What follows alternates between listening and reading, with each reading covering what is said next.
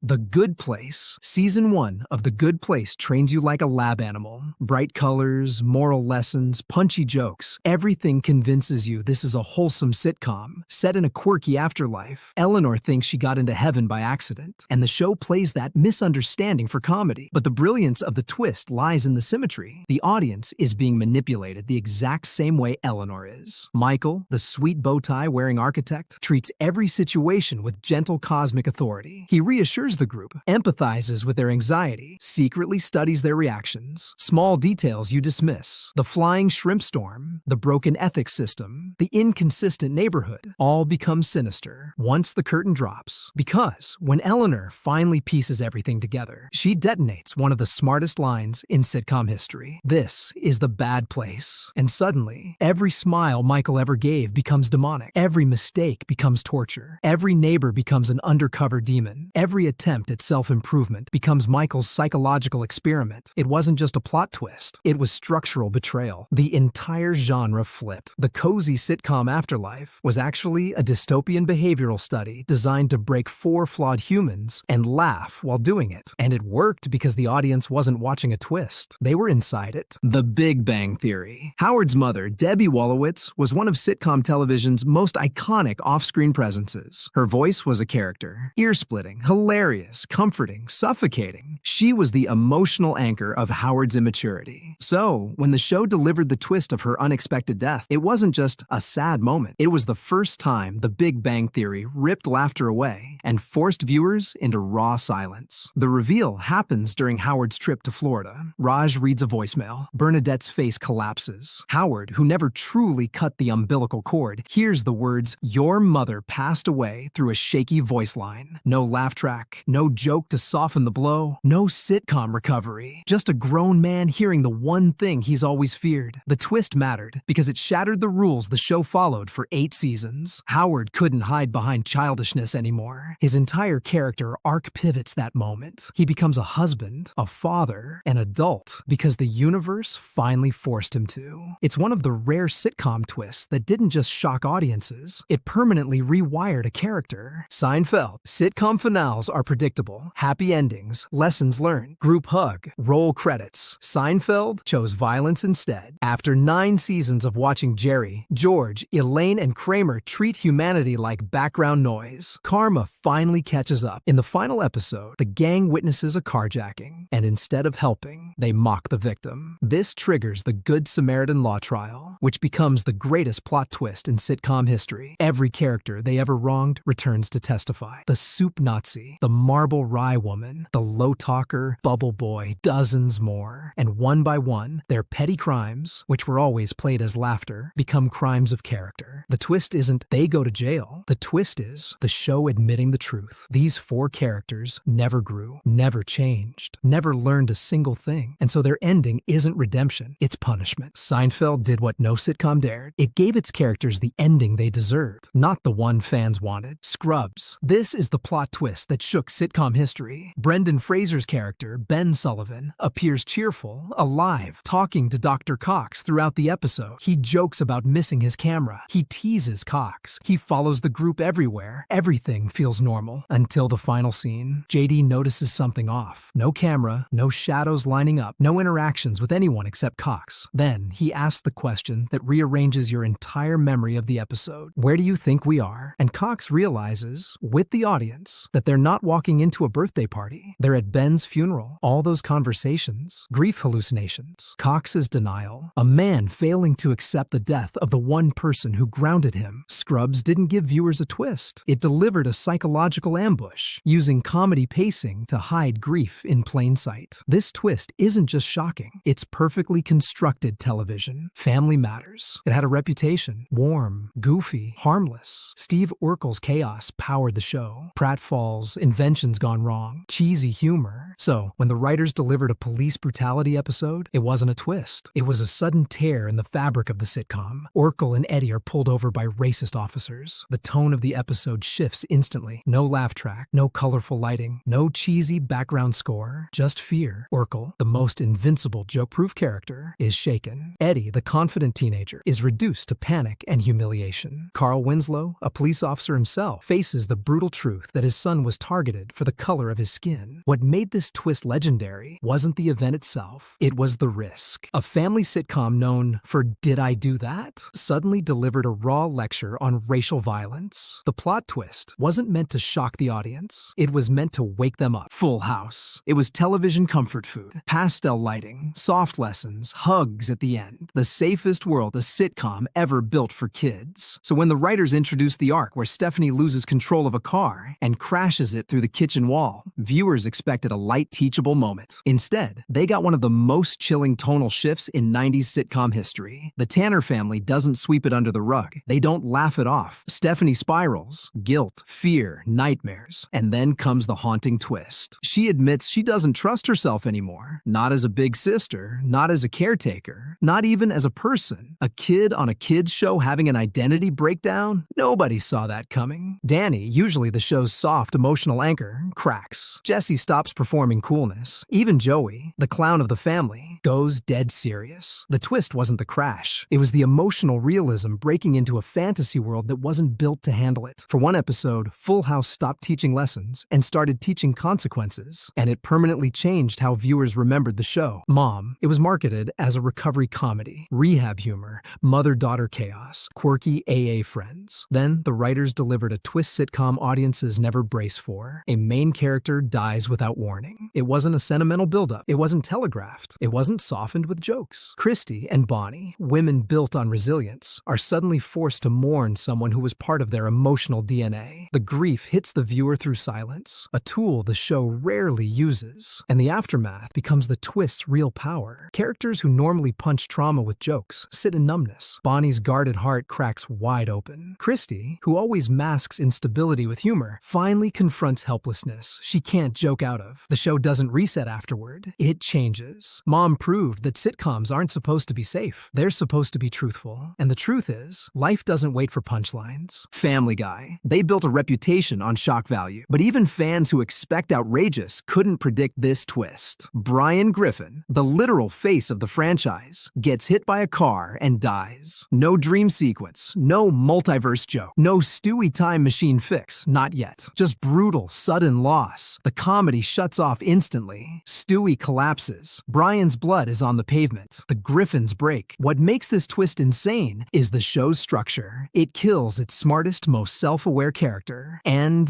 then replaces him with a new dog. The same episode. Viewers weren't just shocked. They were furious. Petitions formed. Social media exploded. Fox received more backlash for this moment than almost anything in their animation block's history. And the writers admitted years later, the plan was to keep Brian dead. But the twist hit too hard. Audiences forced the showrunners to resurrect him. A sitcom twist so powerful, it reversed itself through real-world outrage. That's a twist worth explaining. Superstore. They always felt like a workplace comedy with heart. Goofy employees, retail disasters, union jokes. So the Mateo twist was a slap across the face of the genre. During a government audit, Mateo, one of the funniest, warmest, most expressive characters, is revealed to be undocumented. At first, viewers expect a light resolution. It's a sitcom. There's always a way out. Then the twist hits. ICE officers show up inside the store. Mateo runs. Employees panic. The music vanishes. Every joke dies midair. And in one of the most haunting scenes in modern sitcom history, he is cornered, handcuffed, and taken away as his co-workers watch helplessly. What makes the twist legendary is the betrayal of tone. You're trained to laugh at Cloud 9 chaos, price mismatches, dumb managers, awkward customers. But this moment rips the rug off and reminds you, the world outside the sitcom doesn't care about punchlines. It's raw, it's political, it's real, and it changed viewer expectations for what a workplace comedy could even do. 8 simple rules. Imagine watching a warm, silly family sitcom, then hearing the real-life news that the lead actor, John Ritter, passed away mid-production. The show didn't recast, didn't skip, didn't write around it. They made the boldest decision a sitcom has ever made. They killed the character too. And the twist wasn't sensationalized. There was no foreshadowing, no scripted buildup. One episode begins with the family learning he's gone. The rawness isn't acted, it's lived. Actors cry real tears. Scene pauses feel too long. Lines break mid-delivery. This wasn't a plot twist. It was a television moment where fiction and reality fused into one emotional wound. The show rebuilt itself afterward. New characters, new emotional tone, but it never stopped carrying the weight of that twist. It remains one of the most shocking, genuine twists in sitcom history, because no writer could craft something this real. Dinosaurs. They trick the world. Colorful costumes,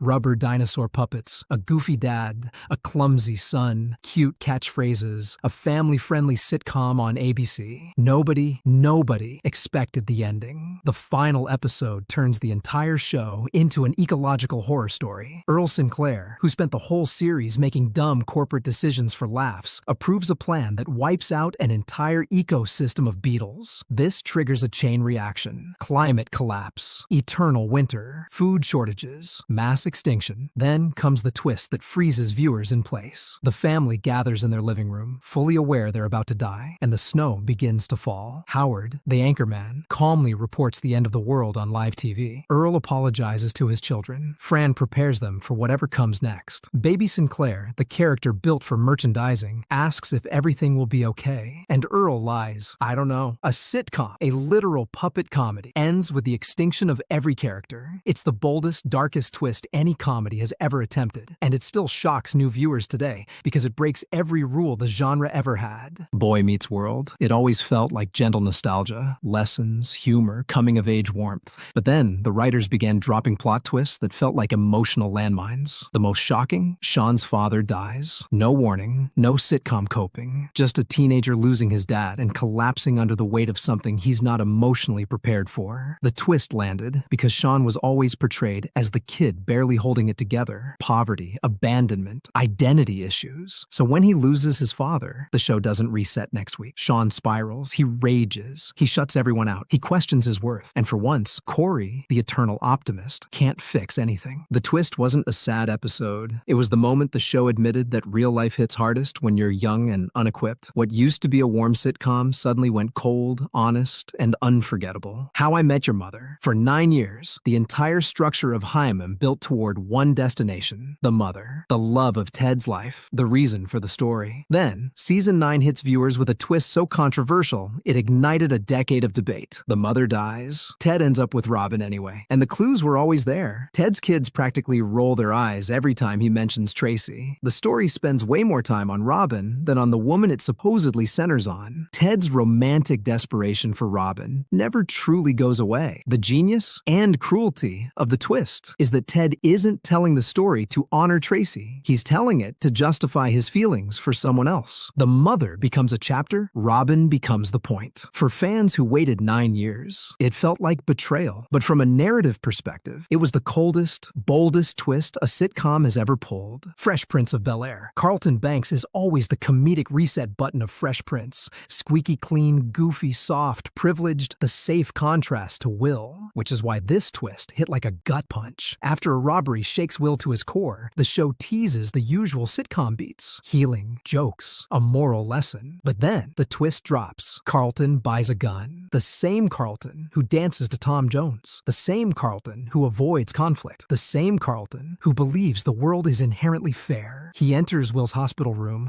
with the weapon hidden, shaking, desperate, unhinged in a way the show had never portrayed him before. Will, bandaged, weak, grabs him and begs him to stop. He cries, "You owe me, man. You owe me," revealing he took the bullet meant for Carlton. The twist wasn't about violence. It was about fear breaking the safest character in the show. A moment that permanently redefined the heart of a sitcom built on warmth. The Office. Jim and Pam were the emotional backbone of The Office. They were the safe place, the untouchable couple, the one thing viewers believed was unbreakable. That's why the Kathy twist still stings. When Kathy slips into Jim's hotel room during a business trip, wearing a robe, flirting, admitting her intentions, the show does the unthinkable. It threatens the one relationship the entire audience depends on. Jim panics. He fumbles. He dodges her advances. But the plot twist isn't the near cheat. It's the revelation behind it. For the first time, the show shows cracks in Jim and Pam's marriage. Jim working secretly on a side business. Pam feeling abandoned. Jen, Jim lying to avoid conflict, both struggling with distance and responsibility. Kathy didn't break them. She exposed them. The twist shook fans because it dared to touch the show's emotional holy ground and proved even the perfect couple wasn't invincible.